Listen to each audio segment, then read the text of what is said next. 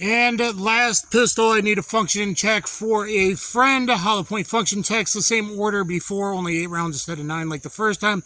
But we got a 115 flat point, 2 115 Winchesters, 2 generic 115 kind of low tier hollow points. When I looked, they're much shorter than all the rest of the ammo, so they're seated way deeper. That's probably why one of them had problems feeding that, not going all the way back in the battery, short up the feed ramp. So maybe not the best ammo to use, though I fired it in a micro and it was okay enough for a backup mag, maybe not in all pistols. And the hot new 124 plus P goodness that are probably good to go for civilian carry, and then 1 round of old standby 124. Why? Because, hollow points are expensive. Is it enough functioning for other people? No, but is it enough to say, hey, it's probably good to go? Questionable, but maybe. So here's some different hollow points, why I do a Dutch buffet. Why I keep 3-4 different hollow points around and do a Dutch buffet to test for other people, or if I actually get a new pistol. So here we go, 10 yards like the other time. To check accuracy, we'll fire the first 3.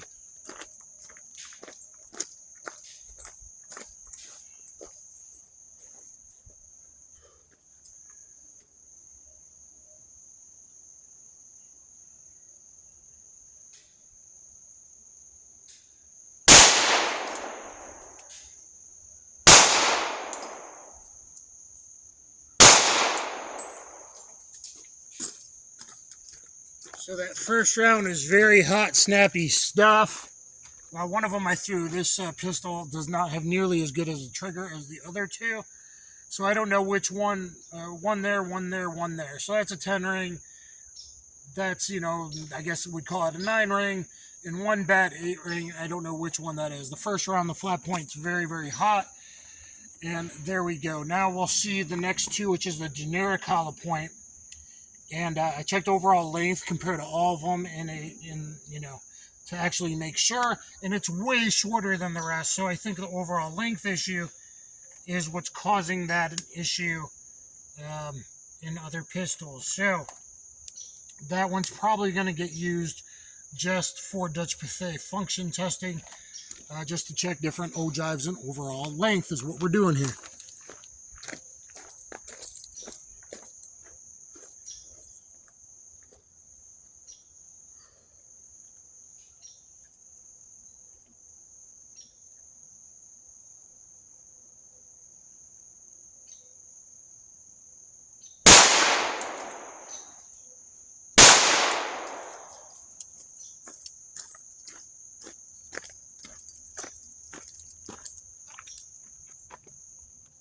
There's one,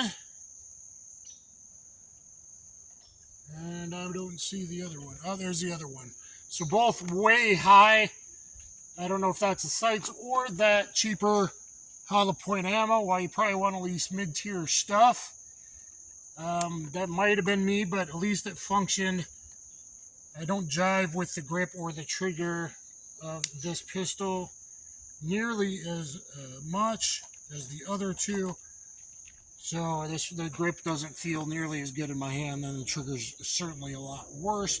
But that's acceptable considering that's 10 yards. If you were the typical 2 to 5 yard defensive gun use range, that's okay. Okay, now let's go into the 124 plus P hotness. And again, guys, I'm using kind of a combat hold. Everything's hitting high, but that's tends to be more how I would shoot in a defensive gun use. So it's almost a combat hold, not quite a 6 o'clock. It's something different.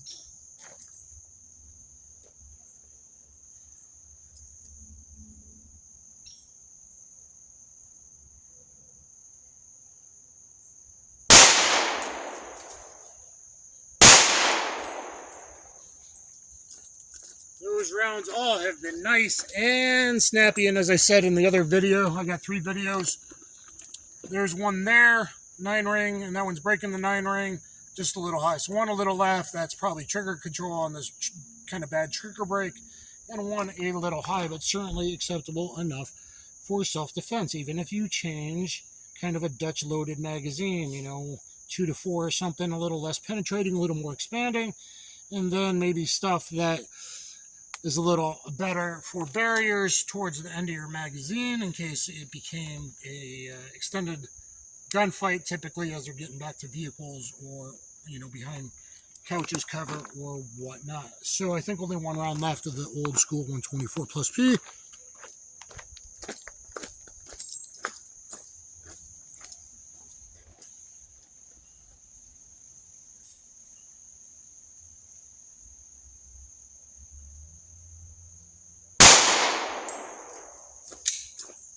All right, so perfect functioning in the pistol. I don't like quite as much.